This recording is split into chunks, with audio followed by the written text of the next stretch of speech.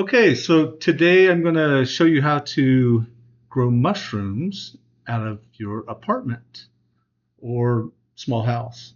Um, Now, I will say if you happen to be married, if you want to stay married, that's probably not a good idea because they kind of take over your house, and I don't think very many women would appreciate that. But Um, unless she happens to be really into growing mushrooms as well, um, then it's a great hobby. I really enjoy it, but also it pays for my rent every month. I I live in an area where no one else sells mushrooms at the farmers market. So I mean, within hundreds of miles. So I have the market cornered, um, and so I sell out every week. Uh, and so for me now, full disclosure, I'm retired, so it for me it's just a fun hobby. I've been doing it for almost 30 years, and not selling at a farmer's market, but I mean just growing them off and on.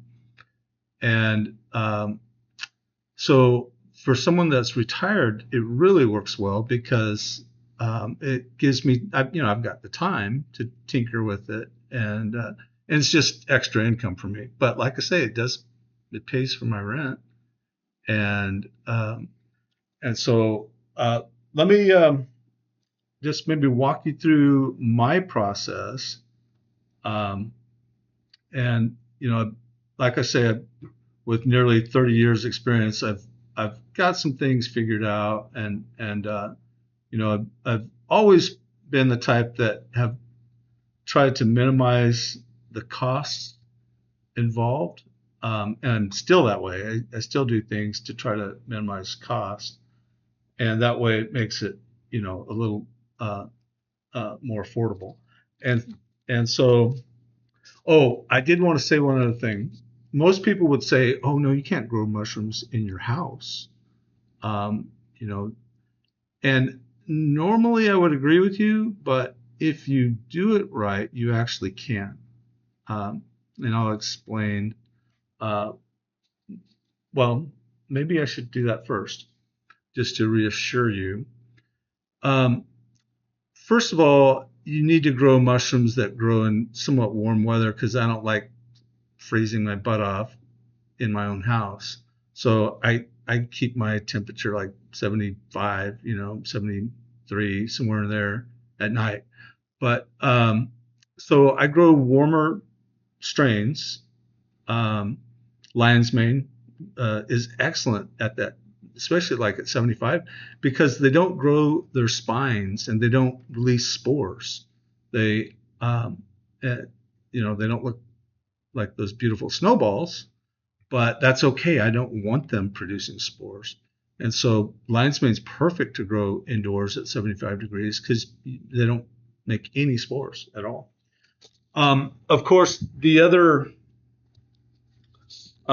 this is going to be interesting trying to do it this way, but the other mushrooms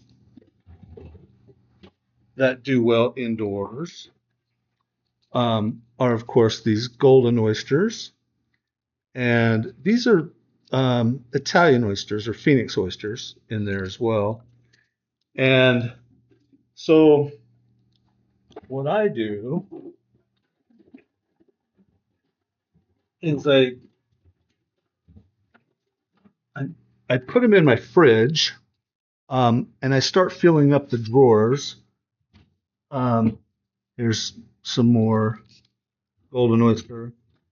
And by the end of the week, my fridge will be completely full of mushrooms, and they'll be ready to take to the farmer's market. I just had a farmer's market like 2 days ago, so I'm starting over. Um, and let me grab a, a block for a sec. This is a new one for me that I'm growing. This is pink oysters, which uh, do well at the farmer's market because they're so colorful, kind of like the golden oyster, very colorful, and draws people in. Now you can see my setup behind me, um, my little grow tent, um, and it's just plastic shelving with this is full blocks, and I've got a couple of big humidifiers, and you notice I have them outside of the plastic. Or let me get let me bring this closer. I don't know if you can see that, but the humidity is not good for these things. The fans go bad if they're actually in the humid tent. So what I do is I keep them out of the tent by cutting these little slits and then just pull it over the humidifier. And I've got two of them, so I don't run out. Got one of these Inkbird. Um, these things are cheap. They're like $25 and they last forever. They're great. But I keep it between 85 and 90% humidity. And then I know this is kind of funky, but this is my blower down on the ground, and I have it on a timer, and every so often it goes off. Let me set my timer just because this thing's also very cheap and works great. Let me see if I can get a name on this, but I love this little timer. It's BN Link, but it's just an on-off. You can get it at Amazon. You can set it on for, like I have it set on for 10 minutes, off for 30 minutes. So it's just an on-off switch that turns the fan on and off.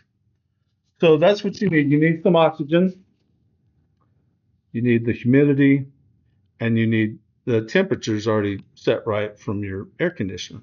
So those are the three controls that you have to have if you want to grow mushrooms. All right. Let me go through my process. So I've got one of these All American, I think it's called a 75X, but it's electric and I love it. You can fit 3 of these big blocks. I use 12-pound blocks. You can fit 3 of these in there at a time. And I make all my spawn in there as well. So for my spawn, I don't like using bags because again, I like to keep things in cheap as I can. So I use these jars, and the lids have these little get these like used post office um, priority mail things, or I've purchased Tyvek,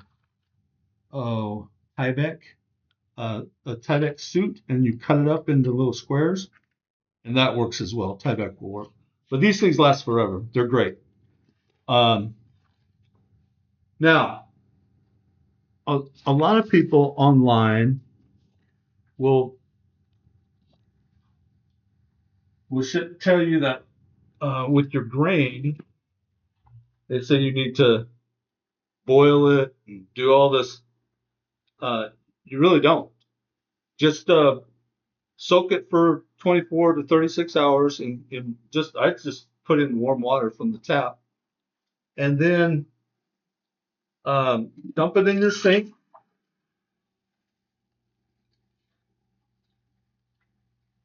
And I set the trap in the sink so that the water can go out, and it's almost out. And as soon as it's out, you can start loading your jars up. Because if you if you put it on the stove and boil it for 10 minutes, which everyone tells you to do, and then you got to dry it out, you're just making the water, um, you're adding moisture by boiling, and then you're drying it out, removing your moisture. Don't do either of those. Just start loading these things up right after you pour them in, and it's the perfect amount of moisture. So there's your jar. You don't want them to the top because you need room to add some more grain and to stir it around. But that's and so my All American will take 13 jars, 13 quart jars, and I used to try to do them for an hour, but I noticed I was getting some contamination, so now I do them for 2 to 2.5 hours, just to make absolutely sure I don't get any contamination in my grain. So that's the first step is preparing your spawn, and then I was just going to show. This is my room for my spawn. This is my HEPA filter, and you do have to have some sort of HEPA filter. Now, I wish I had a giant one, but I don't have room for one. I would purchase a big one if I had room, but this one allows me to do the jars, you know, um, without getting contaminated, and then I have to put the bags on this box um, to seal the bags. So that's my process. This is my filter room, and then now here's the thing: you got to have room to store all your blocks, and that's the part that'll get you divorced right there. Is having all these blocks all over the place. But since I'm single, for me, it's not a big deal. Just finding little places to store them, and so that's kind of an overview of my operation and how I do things. Let me think if I'm forgetting anything that I really want to say, other than like I say, I was making about 400 a week at the market. I don't make quite that much anymore because I don't grow as much as I used to. But it's that's not enough to feed a family on. But if you're retired or if you want to do it as a side hustle, I love it as a hobby, and it makes me extra money. Oh, I was going to say one other thing. Just a minute. Another thing that I do is I reuse my bags. Um, these things you can reuse probably 5 or 6 times. Each time you open them, you cut them down a little bit so they get smaller and smaller. But you can use them a number of times. And so the only thing you have to do is make sure you grow out the top. And that works for golden oyster. They love growing up the top. Works for pink oyster, works for lion's mane really, really well. The only thing that doesn't work for is um, the Italian oysters for me. And so when the bag gets down to where it's really not usable anymore, I'll use that bag for the Italian oysters. And I have to cut the side. They just don't want to grow up the top. I don't know. But so on those, I have to cut the bag, and that's kind of the last use of the bag. So just a tip, the bags are reusable, and bags, if you buy them in bulk, they're only like 60 cents a bag, but still, that's 60 cents that you're saving. The wood and other materials are like a couple bucks per bag for me, with the 12-pound blocks. And so 60 cents is significant, you know. So I'm only spending a couple bucks on the wood. And and soybean hulls. So I use the Masters mix,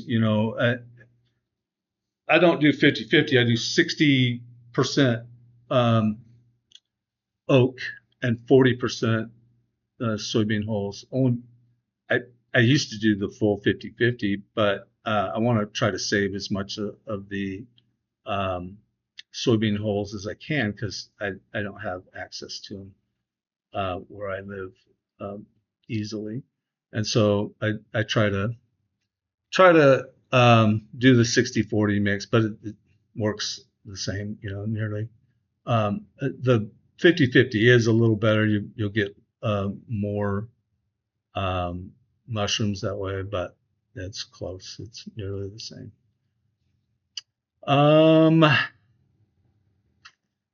I use 60% water by weight. So that's kind of, and all of those mushrooms that I mentioned, lion's mane, golden oyster, pink oyster, Italian oyster, they all love that master's mix. You can grow them on bran, wheat bran, or rice bran. I've done it before, that you use 20% bran and 80% hardwood. But you don't get nearly the quantities, and it's discouraging to, put all that effort into it and not get the pounds. You'll get like I'll get over 3 pounds on lion's mane, and several pounds on first flush with the oysters. And I hang on, I let them flush multiple times, especially the golden oysters. They'll flush multiple times, 5-6 times. Now each flush is getting smaller and smaller, but I'm kind of greedy. I don't want to waste, and so I'll leave them in there till they're pretty much done.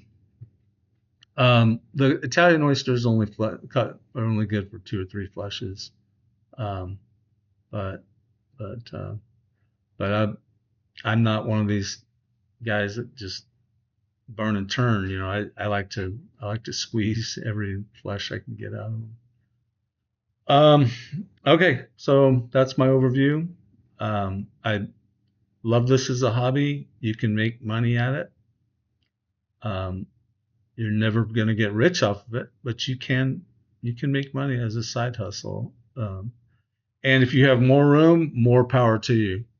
But as long as you don't allow the mushrooms to sporulate, to get big, like the golden oysters, they drop this purple spores, and they're kind of sticky, so they're not a problem. The lion's mane is not a problem because they don't even grow spores at 75 degrees. The only one I have a problem with is the Italian oysters, as I cough. They will drop spores if you let them get too big, and so that you got to stay on top of those. You got to pick them a little before you want to if you're gonna have them indoors with you, um, and that prevents them from dropping spores. All right, I think I got it covered, and I'm sure I'll make other videos in the future that have to do with um, little odds and ends of growing mushrooms, but that I think is a good overview of growing it in a small space. It can be done. You just have to adjust to it. All right, thank you.